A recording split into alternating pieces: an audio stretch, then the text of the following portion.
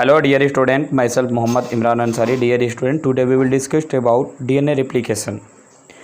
DNA replication एक ऐसा process होता है बच्चों जिसमें DNA से DNA बनता है। इस प्रोसेस को DNA replication कहते हैं, मतलब कि DNA का कॉपी बनना शुरू हो जाता है, इसी को DNA replication कहा जाता है। आइए हम लोग एक एक करके बात करते हैं। Replication is the कॉपिंग of DNA from parent DNA, मतलब कि DNA एक ऐसा मटेरियल होता है जो पेरेंट DNA से ब्रेक होके एक न्यू DNA का कॉपी बना लेता है। ठीक है, मतलब DNA से बच्चों DNA का बनना ही DNA रिप्लिकेशन कहलाता है। ठीक है, इसमें कौन कौन से साइंटिस्ट इन्वॉल्व थे बच्चों? वाटसन एंड क्रिक, ये ऐसे दो साइंटिस्ट थे बच्चों। Proposed semi conservative model of replication. It suggest that the parent DNA strand act as template for the synthesis of new complementary strand. After replication के बाद each DNA molecule would have one parental and one new strand.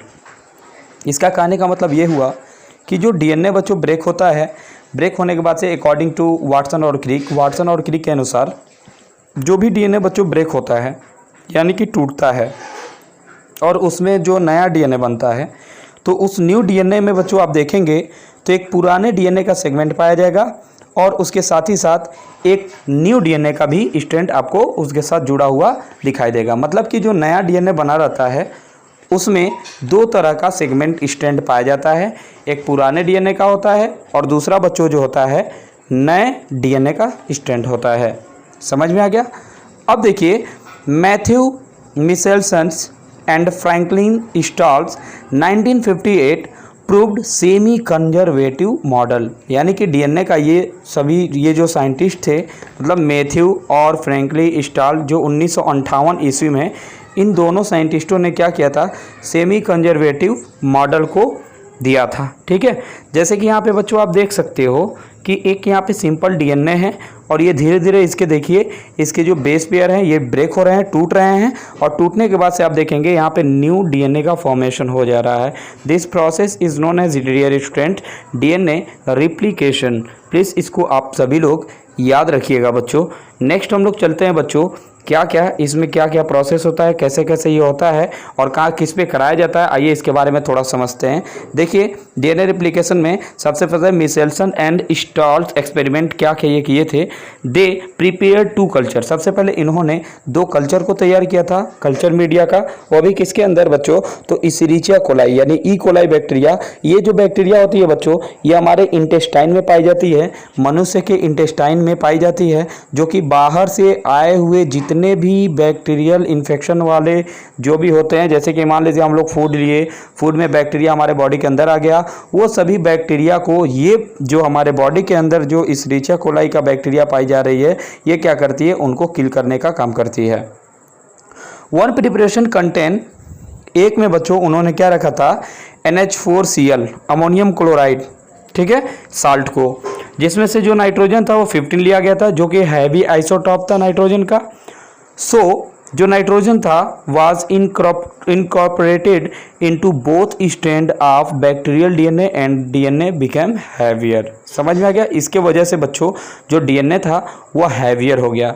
Other preparation, और दूसरे तरफ लिया गया था nitrogen 14 salt को, जिसमें से आप देखेंगे तो ये क्या होगा? थोड़ा लाइटर होगा, यानी कि थोड़ा हल्का होगा उसके तुलना में। This two type of DNA can be separated by centrifugation in CaCl, ठीक है, सीजियम क्लोराइड डेंसिटी ग्रेडियंट। इन दोनों के द्वारा इन दोनों को क्या किया गया बच्चों? अलग अलग कर दिया गया, जो कि आप इस फिगर के द्वारा आप लोग देख सकते हैं। ठीक है, यहाँ पे आप देखेंगे अगर अच्छे से तो ये नाइट्रोजन 15 वाला है साल्ट और ये नाइट्रोजन 14 वाला साल्ट है, ये इस कलर का है और ये इस कलर का है। ठीक है, जब दोनों को बच्चों हम लोग मिलाएंगे तो एक मिक्स तरह का यानी हाइब्रिड DNA बन जाएगा, जो कि नया DNA सेगमेंट कहलाएगा। आगे आइए हम लोग थोड़ा सा और जान लेते हैं। They took Escherichia coli cell from nitrogen 15 medium and transfer to nitrogen 14 medium. ठीक है ना, 15 वाले को लेके इन्होंने क्या किया था? 15 वाले में डाल दिया था। ठीक है, आफ्टर वन जेनरेशन, पहले जनरेशन में दैट इज 20 मिनट, लगभग 20 मिनट के बाद से देखा गया, they isolated and centrifuged the DNA its density was intermediate, मतलब हाइब्रिड। कुछ देर के बाद 20 मिनट के बाद देखा गया कि दोनों का जो डेंसिटी था बच्चों ये एक दूसरे के इक्वल आ गया था और ये दोनों मिलके हाइब्रिड हो गए थे। हाइब्रिड मतलब दोनों आपस में मिल गए थे। समझ में आ गया? This show that in newly form DNA, ये शो करता है कि एक नया डीएनए बन चुका है। वन स्टैंड इज ओल्ड, पहला जो स्टैंड है वो पुराना होगा और जो दूसरा स्टैंड होगा बच्चों वो क्या होगा? न्यू होगा। This confirm semi conservative replication, ये शो करता है कि सेमी कंजर्वेटिव रिप्लिकेशन हो रहा है। समझ में आ गया बच्चों? इस एक्सपेरिमेंट को कहा जाता है मिशेल्सन एंड स्टाल्ट्स एक्सपेरिमेंट। उसके बाद से बच्चों ध्यान दीजिएगा, टेलर एक साइंटिस्ट से कॉलेजियस 1958 परफॉर्म्ड सिमिलर एक्सपेरिमेंट, इन्हीं जैसे एक और वो एक्सपेरिमेंट को किए थे ऑन विसिया फावा, ठीक है ना, फावा बीन्स जो होता है, using radio active thymidine to detect distribution of newly synthesised DNA in the chromosome. It proved that the DNA is in chromosomes also replicate semi conservatively, यानी कि इन्होंने प्रूव कर दिया कि जो क्रोमोसोम्स के अंदर डीएनए होते हैं वो डीएनए रिप्लिकेशन यानी सेमी कंजर्वेटिव करते रहते हैं और रिप्लिकेशन थोड़ा थोड़ा ये करते रहते हैं। इस बात को सभी लोग याद रखिएगा। जस्ट आफ्टर दिस बच्चों DNA replication start at a point called origin, इसको एक ओरिजिन से शुरू होता है और unit of replication with one origin is called replicon, एक इसके यूनिट को बच्चों हम लोग रिप्लिकॉन कहेंगे। ड्यूरिंग रिप्लिकेशन यानी रिप्लिकेशन के समय द टू स्टैंड अनवाइंड, यहाँ पे क्या होता है, जो दो स्टैंड होता है डीएनए का वो धीरे धीरे अनवाइंड हो जाता है यानी कि टूटने लगता है और दोनों अलग अलग हो जाता है by the breaking H bond यानी hydrogen bond in the presence of an enzyme helicase. याद रखिएगा बच्चों, जो डीएनए को तोड़ने में मदद करता है यहाँ पर तो हेलिकेज एंजाइम का यूज होता है, ठीक है ना, यानी हेलिकेज एंजाइम जैसे ही आता है बच्चों ये क्या करता है, ये जो आपको सिंपल डीएनए दिख रहा है इस डीएनए के बीच में जाके इसके स्टैंड को क्या करता है पूरी तरह से बच्चों ब्रेक करने लगता है। जब ब्रेक करेगा तो आप देख सकते हैं ये इस तरह से शेप में हो जाएगा पूरी तरह से, ठीक है। Unwind of DNA molecule at a point are Y shaped, यहाँ पे आप देखेंगे तो यहाँ भी एक वाई शेप्ड में आपको दिखेगा, इधर से भी वाई शेप्ड आपको दिखाई देगा। शेप्ड स्ट्रक्चर रिप्लिकेशन फॉक, उसको कहेंगे बच्चों रिप्लिकेशन फॉक। जैसा कि आप यहाँ पे देख सकते हो एक सिंपल यहाँ पे डीएनए आपको दिख रहा है, इस डीएनए में जो सेगमेंट है बच्चों वो ब्रेक हो रहे हैं क्योंकि इसमें हेलिकेज एंजाइम को डाला गया है। ये अलग हो गया, ये अलग हो गया, अब अलग होने के बाद से धीरे धीरे पूरी तरह से अलग होकर न्यू डीएनए का फॉर्मेशन करेंगे। अब यहाँ पे आप जो देख रहे हैं इस पार्ट को कहते हैं रेप्लिकेशन फॉर्क, इसको याद रखिएगा। इसको क्या कहेंगे बच्चों, तो इसको कहेंगे रिप्लिकेशन फॉर्क। नेक्स्ट बच्चों आता है, ध्यान दीजिएगा, the separated strand act template for the synthesis of new strand DNA replicates in the 5' to 3' direction. कभी भी डीएनए जो बनता है बच्चों वो 5' से 3' डायरेक्शन की तरफ ही बनता है क्योंकि ये मेन कोडिंग होता है, ये कोडिंग स्टैंड होता है।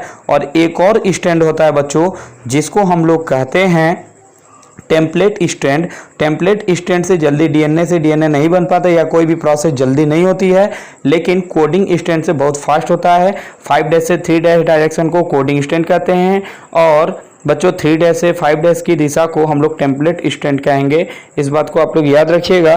डीऑक्सीराइबोन्यूक्लियोसाइड ट्राइफॉस्फेट यानी DATP इसमें आ जाएगा, DGTP आ जाएगा, ठीक है ना, DCTP एंड DTTP ये सब के सब इसमें आ जाएंगे। इसका मतलब होता है deoxy adenosine triphosphate, deoxy guanosine triphosphate, deoxy cytosine triphosphate, deoxy thymidine triphosphate. ये डीएनए इसलिए थाइमिडीन इसमें आ रहा है, लेकिन अगर RNA रहता तो इसमें बच्चों यूरेडिन आता यानी यूरेसिल, ठीक है। Act as a substrate and provide energy for polymerisation. ये देखिए बच्चों ऊपर वाला जो आपको दिख रहा है टेम्पलेट स्टैंड है, ठीक है, और एक होता है कोडिंग स्टैंड। जैसे 5' से 3' को अगर आप आगे यहाँ पे पढ़ेंगे तो एक तरह का ये कोडिंग स्टैंड इसको माना जाता है, जो कि आप लोग पढ़ेंगे प्रोटीन सिंथेसिस के प्रोसेस में इसको बच्चों कोडिंग स्टैंड कहा जाता है। यहाँ पे टेम्पलेट स्टैंड इसको भी माना गया, इसको भी टेम्पलेट स्टैंड माना गया है, लेकिन एक तरह का ये कोडिंग स्टैंड होता है, यहाँ पे टेम्पलेट स्टैंड होता है। कोडिंग स्टैंड में बहुत तेजी के साथ डीएनए बनता है, लेकिन टेम्पलेट स्टैंड में आप देखिए जल्दी बनता नहीं है, ठीक है ना, जल्दी इसमें नहीं बन पाता है बच्चों, ध्यान दीजिएगा, न्यू डीएनए का सेगमेंट नहीं बन पाता है। नेक्स्ट बच्चों हम लोग बात करेंगे, यहाँ पर ध्यान से समझिएगा।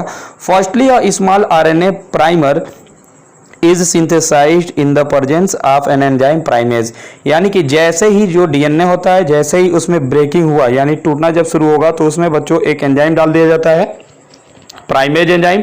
प्राइमेज एंजाइम इसलिए डाला जाता है क्योंकि ये दोबारा बच्चों जुड़ के वो पुराना वाला ही डीएनए न बन जाए, इसलिए प्राइमेज एंजाइम डाल दिया जाता है। जब प्राइमेज एंजाइम डाल दिया जाएगा बच्चों तो ये दोनों स्ट्रैंड जो होते हैं ये पूरी तरह से अलग अलग रहेंगे, ठीक है ना, ये अलग रहेंगे। लेकिन प्राइमेज एंजाइम अगर नहीं डालेंगे तो फिर पुनः अपने इस स्थिति में आ जाएंगे, यानी फिर से ये डीएनए पुराना वाला ही बना लेंगे। लेकिन हमको नया डीएनए बनाना है, इसलिए बच्चों हमको क्या करना है, इसमें हम लोग इसको मिलने नहीं देना है। तो इसको मिलने नहीं देने के लिए हम लोग क्या करेंगे, प्राइमेज एंजाइम को डालेंगे। In presence of an enzyme DNA dependent DNA polymerase, ठीक है, ठीक है, ये डीएनए पॉलीमरेज पे पूरी तरह से डिपेंड हो जाता है। Many nucleotide join with one another to primer strand and form the polynucleotide chain. इसमें बहुत सारे चेन आके जुड़ जाते हैं और बच्चों न्यू स्ट्रैंड बना लेते हैं, जिसको पॉलीन्यूक्लियोटाइड चेन हम लोग कह सकते हैं। अब देखिए बच्चों यहाँ पर ध्यान से, ड्यूरिंग रिप्लिकेशन के समय one strand is formed as continuous stretch in 5' to 3' direction, यानी एक जो स्ट्रैंड होता है बच्चों ये लगातार बनना शुरू हो जाता है, किस तरफ से किस तरफ की ओर, 5' से 3' डायरेक्शन की ओर। ये कंटिन्यूअस सिंथेसिस होता है, यानी लगातार ये डीएनए से डीएनए बनता रहता है। This strand is called leading strand, इसको लीडिंग स्ट्रैंड कहेंगे। द अदर स्ट्रैंड, अब जो दूसरा स्ट्रैंड होता है बच्चों, is formed in a small stretch, जिसको हम लोग कहते हैं ओकाजाकी स्ट्रैंड। ये कौन सा होता है, 3' to 5' डायरेक्शन की तरह बच्चों। The other strand form the stretch Okazaki in 5' to 3' direction discontinuous synthesis, ठीक है ना, इसको डिसकंटिन्यूअस सिंथेसिस कहेंगे। ये बच्चों 5' से 3' नहीं होगा, ये 3' से 5' होगा, इसको आप लोग सही कर लीजिएगा। अब बच्चों ध्यान दीजिएगा, यहाँ पर देखिए ये दो स्ट्रैंड यहाँ पे बचा हुआ है। यहाँ पे देखिए ये जैसे ही प्राइमेज एंजाइम इसमें जोड़ेंगे तो ये आपस में नहीं मिल पाएगा। लेकिन यहाँ पे 5' से 3' की दिशा जो आप देख रहे हैं ये कोडिंग स्ट्रैंड है, यानी कि लीडिंग सिंथेसिस में होगा। लीडिंग स्ट्रैंड है, इसमें बहुत तेजी के साथ डीएनए बनना शुरू हो जाएगा। लेकिन आप यहाँ पर देखेंगे तो रेड कलर से छोटा छोटा आपको ये पार्ट दिखाया गया है, इसको हम लोग कहेंगे ओकाजाकी फ्रेगमेंट, इसको ओकाजाकी फ्रेगमेंट कहेंगे। और ओकाजाकी फ्रेगमेंट जो होता है 3' से 5' की ओर होता है और इस पे जल्दी डीएनए का स्ट्रैंड नहीं बन पाता है, इसको बनने में थोड़ा सा टाइम लगता है। इसमें एक एंजाइम आता है जिसका नाम है बच्चों लाइगेज एंजाइम, जो कि आगे मैं आप लोग को बताने जा रहा हूँ। थोड़ा सा एक बार और समझ लीजिए इसको बच्चों। यहाँ पर देखिए अब क्या होता है, the Okazaki fragment are the join together to form a new strand. अब ओकाजाकी फ्रेगमेंट जो होता है ये क्या होता है, नया एंजाइम यहाँ पे जब आता है बच्चों, जिस एंजाइम का नाम है डीएनए लाइगेज, ये जैसे ही आता है तो ये ओकाजाकी फ्रेगमेंट जो होता है पूरी तरह से उसके साथ मिलके नया स्ट्रैंड बना लेता है, जिसको हम लोग न्यू डीएनए हम लोग उसको कर सकते हैं। इट और रॉन्ग, इफ और रॉन्ग बेस, अगर इसमें बच्चों कोई रॉन्ग बेस आ रहा है, ठीक है ना, कोई गलत बेस पेयर अगर आ रहा है introduce in a new strand पे, DNA polymerase can do proof reading, ठीक है ना। तो उसको डीएनए पहले क्या करता है, डीएनए वाला जो पार्ट है यानी जो ब्रेक हुआ है ओकाजाकी फ्रेगमेंट, ये पहले उसको समझता है कि ये उसके लायक है कि नहीं। अगर उससे उसका बेस पेयर मिल रहा है तब तो ठीक है, अगर नहीं मिल रहा है तो उसके साथ ज्वाइन नहीं होगा। समझ में आ रहा है बच्चों, जैसे कि मैं आपको बता रहा हूं यहाँ पे, ये तो 5' से 3' की तरफ तुरंत यहाँ पे बन गया, ये नया डीएनए बन जाएगा।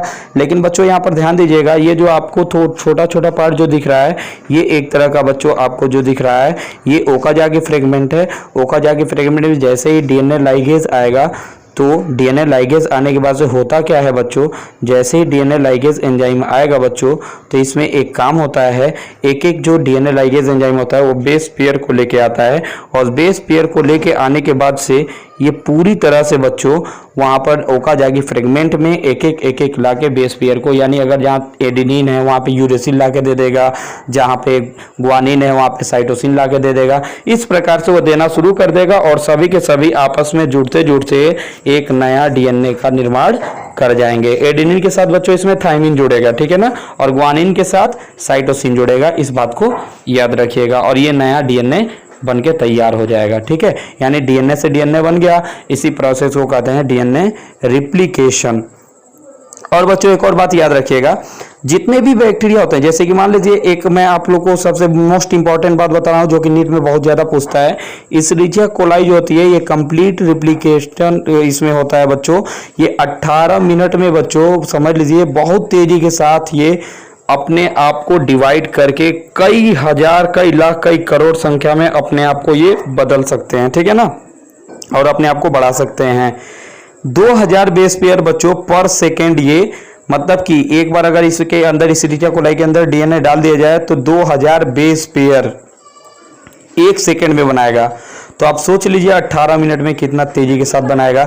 इसलिए बच्चों हमेशा इशरिचिया कोलाई को ही लिया जाता है डीएनए से डीएनए को बनाने के लिए, यानी डीएनए की कॉपी को तैयार करने के लिए। इन यूकैरियोटिक, जितने भी यूकैरियोटिक होते हैं जिनके अंदर केंद्रक यानी न्यूक्लियस यानी कि हम लोग जो पाया जाता है, the replication of DNA takes place 5 S phase, यानी एस फेज एक टाइप होता है सेल साइकिल। जब आप पढ़ेंगे तो उसमें पढ़ाया जाएगा, इसको मैं बताऊंगा आपको, द सेल साइकिल, ठीक है। ये सेल साइकिल में एस फेज होता है, उसी फेज में बच्चों ये डीएनए का रिप्लिकेशन जो होता है ये पूरी तरह से स्टार्ट होता है। Failure in cell division after DNA replication result in polyploidy. इस बात को बच्चों याद रखिएगा।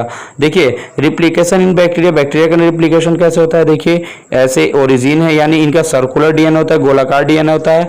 अब ये जो डीएनए होता है बच्चों यहाँ पर अगर आप देखेंगे तो यहाँ से ये ब्रेक होकर धीरे धीरे आप देखिए ये बाहर हो रहा है, और बाहर होने के बाद से बच्चों होता क्या है, ये पूरी तरह से अलग हो जाता है, समझ में आ रहा, और नया डीएनए यानी सर्कुलर एक और नया डीएनए बन जाता है। एक होता है न्यू स्ट्रैंड और एक होता है ओल्ड स्ट्रैंड, ठीक है। इस प्रकार से आप नया डीएनए को देख सकते हैं। तो बच्चों आज के लिए इतना ही। Thank you for watching this video.